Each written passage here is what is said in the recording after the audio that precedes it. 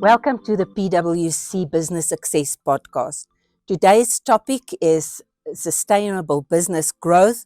And we often find that when businesses grow, especially with rapid growth, you experience certain symptoms such as a feeling of chaos.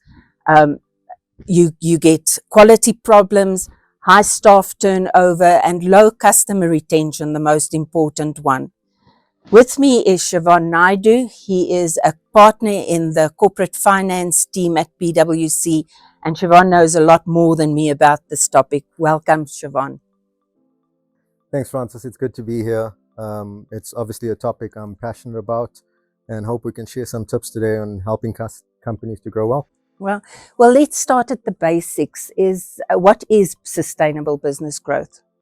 I think sustainable business growth is not about growing quickly or growing too big, but it's about growing in a balanced and a consistent way, and doing that responsibly so as to create lasting value for your business and for all your stakeholders. So that's your customers, your employees, investors, suppliers, and the general society as a whole. So companies are experiencing these symptoms of not growing sustainably and showing rapid growth, but being it can cause failure in a business if you grow too fast and not in a sustainable way. What are the traps and the challenges that they actually fall into? There's countless number of ways that businesses can face challenges or fail, some of which are internal pressures and challenges as well as external market conditions. I think some of the key themes you find, though, is that certain businesses may not stay true to their purpose and their values. They get distracted by all the options out there, what's happening in the market, and really they lose sight of what makes their business unique.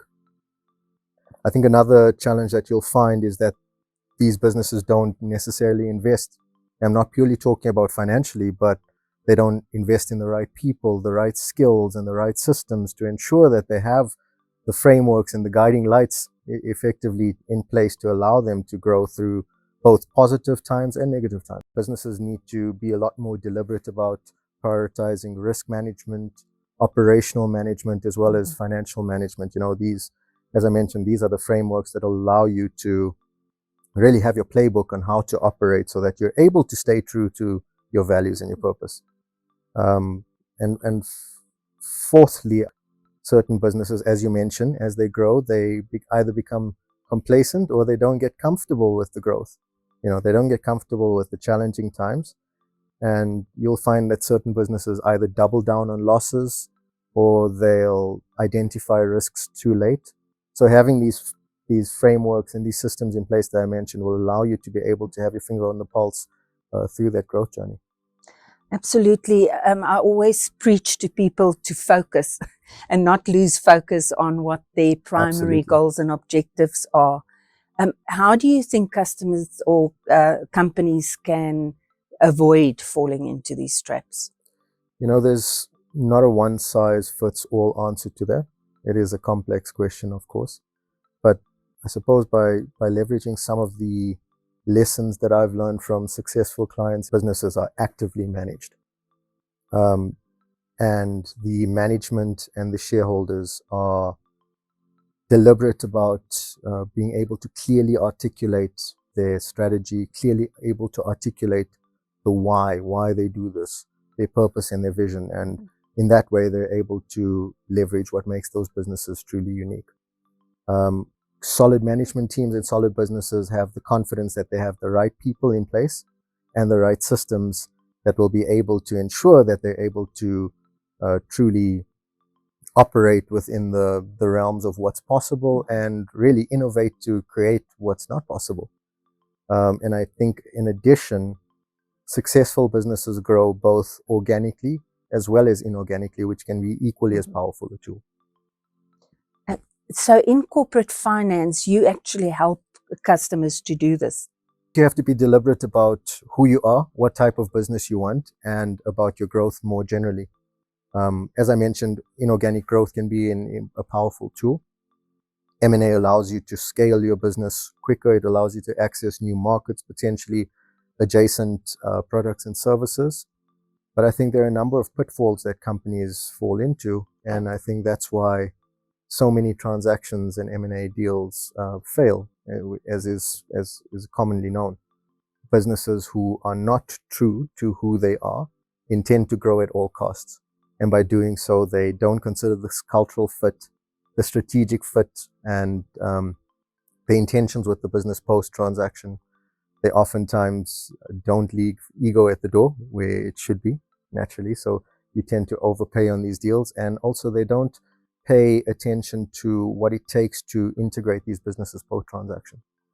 At PwC, we offer all the services you require to execute on a deal. That includes informing the strategy as well as the value creation plan on how to execute the transaction.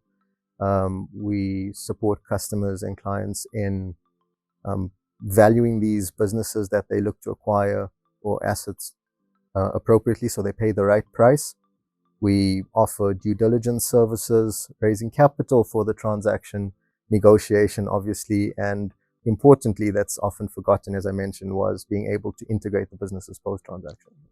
So in mergers and acquisitions, you also help companies sell their businesses. It's buy side and sell side. Absolutely, that's right.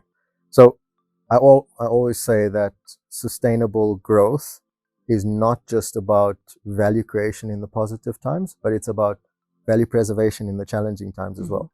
So there are various needs or requirements for businesses to potentially consider selling subsidiaries, selling interests, whether it be minority stakes as well as majority stakes.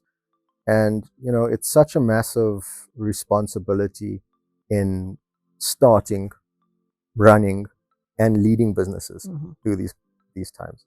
And I'm keen to hear your views here, but I fancy that business owners and leaders and management teams are merely custodians for the next generation. So they're really steering the ship through these waters. But solid businesses, successful businesses should outlive us all, whether that be through a sale, as you mentioned, through moving on, retirement, and so on. Having the right plans in place will allow those businesses to outlive us. And I always say DIY M&A doesn't work. Yeah, absolutely. You have to have fresh eyes on the whole transaction start to finish. That's right. And more importantly, you can have advice, you can have project managers facilitating the deal, but it's about getting the right advice, that agnostic advice, knowing when to pull out from a deal if it's the right decision to do, knowing how to back yourself in the event of challenges within the transaction environment if it's the right deal to be done. Do you have any final tips for people wanting to buy or sell a company? The tip would be reach out to the right advisors, and obviously we are at hand as PwC. We have a large team on the ground that can support you in your objectives, but back your advisors, back your partners, and back your people. And if you have confidence in the strategy that you've set out early on, it will be able to only benefit you as you continue to grow, either, as we said, organically or inorganically. Thank you for joining the Business Success podcast. I hope that helped. Thank you, Sheivaan, for your wonderful insights. And whether you want to grow your business through buying or selling companies, or whether you grow organically and make sure that it's sustainable business growth and that you don't experience any of those awful symptoms that could happen with chaotic growth. Watch out for our next podcast that will be on costing methodologies. And thank you for watching again.